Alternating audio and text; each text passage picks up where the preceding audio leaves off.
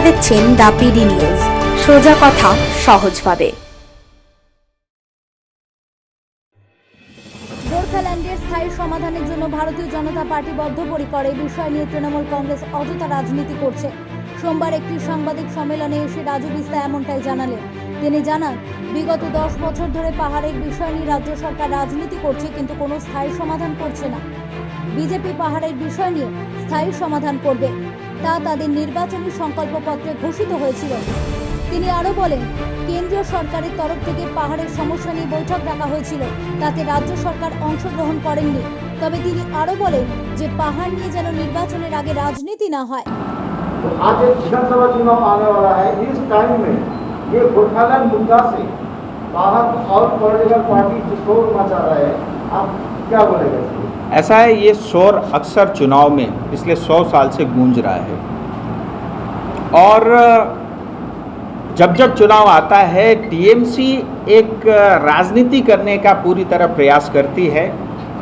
मैं 2019 के चुनाव से लेकर के अब तक 1.5 साल में मैं स्पष्ट कह रहा हूँ, आप हमारा संकल्प पत्र उठा के देख लीजिए कि दार्जिलिंग हिल्स तराई डूवर्स का स्थायी राजनीतिक समाधान करने के लिए भारतीय जनता पार्टी प्रतिबद्ध है। दूसरा, गोरखाओं में 11 जाति जो छूटे हुए हैं उनको एसटी स्टेटस देने के लिए प्रतिबद्ध है। पार्टी का प्रवक्ता होने के नाते, एक सांसद होने के नाते, मैं खुद भी एक गोरखा पुत्र हूँ, उस नाते मैं आपको ये कहना चाह रहा हूँ, किसी भी तरह के स्पेकुलेशन में मत पड़िए। भारतीय जनता पार्टी ने जो जो वादे संकल्प पत्र में किए थे, अब तक हम सब ने देखा है, जो असंभव थे वो सब काम भी संभव हुए हैं और इसका भी समाधान जो है जल्दी होगा। और इस दिशा में एक बैठक जो है केंद्र सरकार गृह मंत्रालय ने, आप सबकी जानकारी में है, बैठक बुलाई थी और मुझे अच्छा लगता, खुशी होती अगर राज्य सरकार भी उसमें पार्टिसिपेट करती, लेकिन राज्य सरकार ने नहीं किया और वो बेसिकली जीजीएम के रिप्रेजेंटेटिव और साथ में जो केंद्र सरकार गृह मंत्रालय की तरफ से बैठक चली, मैं स्वयं उस बैठक में नहीं था, लेकिन एक शुरुआत हुई है। मुझे उम्मीद है कि आने वाले समय में उसका समाधान भी होगा। दादा, जो नोटिफिकेशन जिसका जिक्र आप कर रहे हैं, होम मिनिस्ट्री से पहले तो आया गोरखालैंड के इशू पे मुद्दा के लिए डिस्कशन के लिए 7 तारीख को बुलाया गया। उसके बाद नोटिफिकेशन में चेंज करके गोरखालैंड टेरिटोरियल एडमिनिस्ट्रेशन किया गया।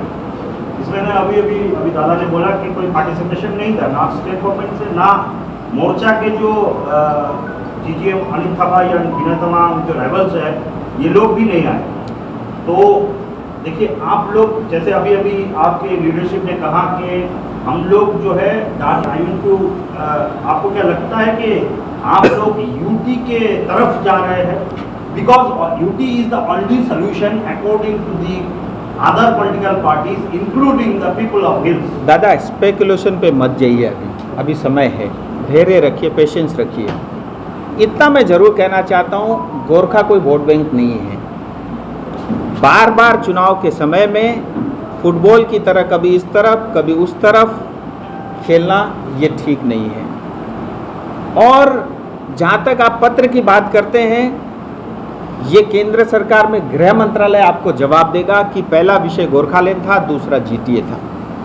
लेकिन मेरा प्रश्न तो ममता दीदी और टीएमसी से है और उनके नेतृत्व से है।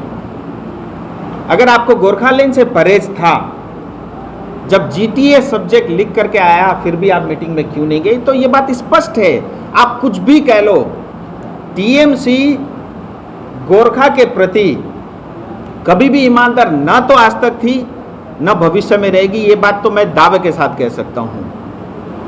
और दूसरी बात, आज आप देखिए उनका जो राजनीतिकरण किस तरह से कर रहे हैं। टीएमसी एक सिलीगुड़ी में है, टीएमसी एक हिल में भी है, वहाँ पे उनके सांसद भी है। जब भी मैं जाता हूँ पोस्टरिंग होती है, गोरखालैंड कहाँ है, बीजेपी गोरखालैंड क्यों नहीं देती? और जब सिलीगुड़ी में देखो तो वही टीएमसी के कार्यकर्ता बोलते हैं बीजेपी गोरखालैंड क्यों दे रही है। तो इसका राजनीतिकरण तो ये तो स्पष्ट है कि आज से नहीं, पिछले 10 साल से टीएमसी करती आ रही है और मुझे पता है भविष्य में भी करेगी। लेकिन मैं आपको इतना स्पष्ट कहना चाह रहा हूँ, इसकी शुरुआत हो चुकी है अब एक बैठक हो चुकी है, आने वाले समय में मुझे लगता है जल्दी बैठक होगी और जो भी पार्टी ने हमारे संकल्प पत्र में वादे किए हैं वो पूरे हो रहे हैं और इसका भी समाधान जल्द से जल्द होगा। टीएमसी तो कह रही है कि आप लोग विधानसभा चुनाव के पहले इस बात को मुद्दा को उठाया है क्योंकि आप लोग भी चाहते हैं कि दार्जिलिंग का समर्थन आपको मिले। देखिए, टीएमसी के किस नेता ने कहा, कब कहा, या तो आप मुझे दिखा दो। होता क्या है ना, असल में देखिए मैं उनमें से नहीं हूँ। आप बोलो किसी ने ये कहा, इसका जवाब दो, तो या तो मुझे आप वो बयान दिखाइए और जिस व्यक्ति ने कहा वो दिखाइए, फिर मैं उसी हिसाब से उसको जवाब दूंगा। देखिए, स्पेकुलेशन में मैं फिर दोबारा बोल रहा हूँ, आप मत जाइए, धैर्य रखिए, थोड़ा पेशेंस रखिए और जो है शुरुआत हो चुकी है। अच्छा होता राज्य सरकार उसमें जाती, ज़्यादा अच्छा होता, नहीं गई, फिर भी बैठक हुई है। मुझे लगता है जल्द से जल्द आगे इस पर भी कार्रवाई होगी।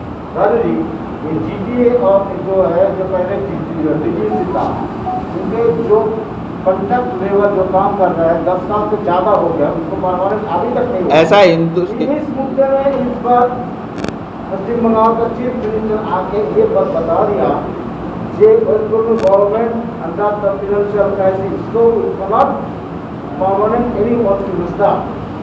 लेकिन इसके साथ साथ हम ये देखा है कि बाहर के डेवलपमेंट नाम के 175 करोड़। दुर्भाग्य है, हम इतने सक्षम और सामर्थ होते हुए भी आज हम इस स्थिति में पहुंचे हैं। आज ममता दीदी कहती है 3,000 करोड़ रुपए दिए, मुझे तो पता नहीं कि वो 3,000 करोड़ कहाँ दिए। 32 वेंटिलेटर पहले नॉर्थ बंगाल में आए थे, अभी 20 और आए हैं केंद्र सरकार की तरफ से। वो 3,000 रुपया का क्या किया मेरे अब तक जो है मेरी तो जानकारी में नहीं है और मुझे कभी दिखा भी नहीं है। और आज ये कहती है कि मेरे पास पैसे नहीं है। 4,75,000 करोड़ कर्जा आप बंगाल के ऊपर में छोड़ के जा रही हो, क्योंकि जाना आपका तय है। 6 महीना समय आपके पास बचा हुआ है। और मैं एक दिन उनके मंत्री का एक बयान देख रहा था दार्जिलिंग हिल में, अभी 4-5 दिन पहले। वो बता रहे थे अब हमारे पास ज़्यादा समय नहीं है, 6 महीने का समय है, जो कुछ भी काम हमने बोला हम उसको जल्दी से जल्द से पूरा करेंगे। यानी उनको भी ये पता लग चुका है कि अब हम 6 महीने में जा रहे हैं। सो आज देखिए क्या नहीं है बंगाल में, हमारे पास कोस्ट लाइन है, हमारे पास टूरिज्म के लिए दार्जिलिंग, कालिम्पोंग, नॉर्थ बंगाल है, हमारे पास जो है 5,000 किलोमीटर का स्टेट और नेशनल हाईवे है, हमारे पास 90,000 किलोमीटर के छोटी और बड़ी सड़कें हैं, हमारे पास 4,000 किलोमीटर का रेल लाइन है, हमारे पास बारिश सबसे ज़्यादा होता है, एग्रीकल्चर के लिए बहुत सूट करता है। सब कुछ होते हुए भी अगर आज हमारी मुख्यमंत्री कहती है मैं कंगाल हूँ, तो आपके मिस गवर्नेंस के कारण है। और इसके देखिए 4,75,000 कर्जा हो गया और ये सारा पैसा अगर विकास के काम में लगता तो जनता का भला होता। सब पॉलिटिशियन ने जेब भरने का काम किया है। आज बंगाल अगर 35 और 10 45 साल में पिछड़ा है तो इस 45 साल में जनता गरीब होती गई और जो पॉलिटिशियन जो है वो अमीर और पैसे वाले होते गए। आप उनके बड़े बड़े बंगले और गाड़ियां देखोगे।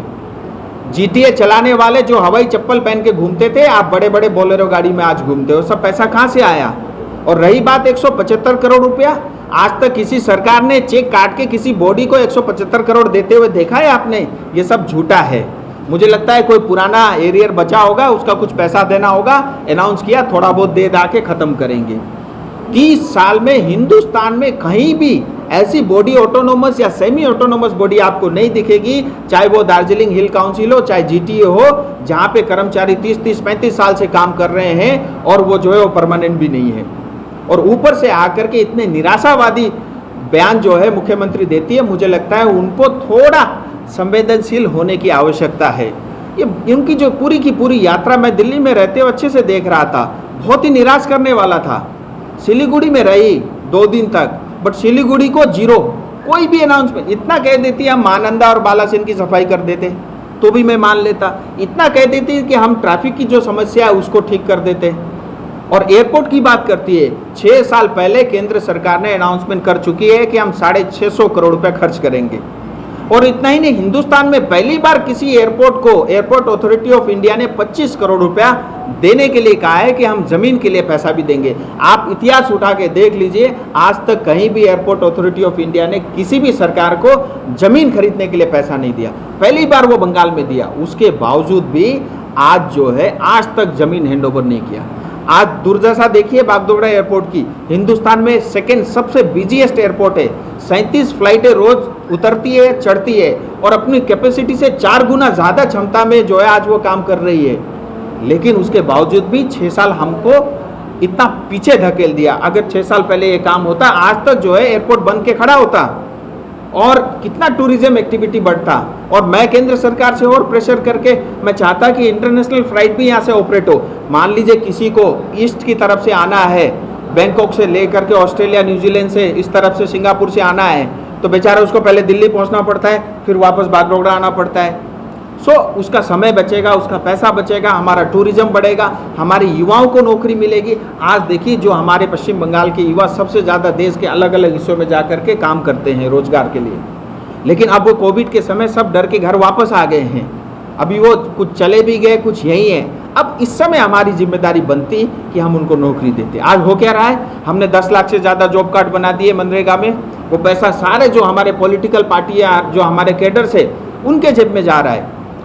बड़े बड़े डोजर ला करके वो जो कॉन्ट्रैक्टर लेके आते हैं मशीन, उससे जो है सड़कें खोदी जाती है और बाद में बहुत सारे लोगों, मजदूरों के नाम दिखा करके जो है वो पैसा कॉन्ट्रैक्टर के पास चला जाता है। सो PMGYS हो, PM आवास योजना हो, RIDF हो, जितने भी तरह की केंद्र सरकार से पैसा आता है, सब में भ्रष्टाचार होता है। और मैं आपको एक बात और कहना चाहता हूँ बहुत जिम्मेदारी के साथ, आज पश्चिम बंगाल में जो भी पैसा केंद्र सरकार की तरफ से आ रहा है उसमें पूरा वो भ्रष्टाचार पे जा रहा है। और केंद्र सरकार नहीं कर रही है ऐसी बात नहीं है। जब पहले यूपी की सरकार होती थी 5 साल में 2.5 लाख करोड़ रुपए आता था, आज 5 साल में उससे डबल पैसा आ रहा है। लेकिन ये सारा पैसा जो है भ्रष्टाचार का शिकार बन रहा है, नेताओं का जेब भरने का काम हो रहा है, लेकिन हमारी जनता गरीब की गरीब है।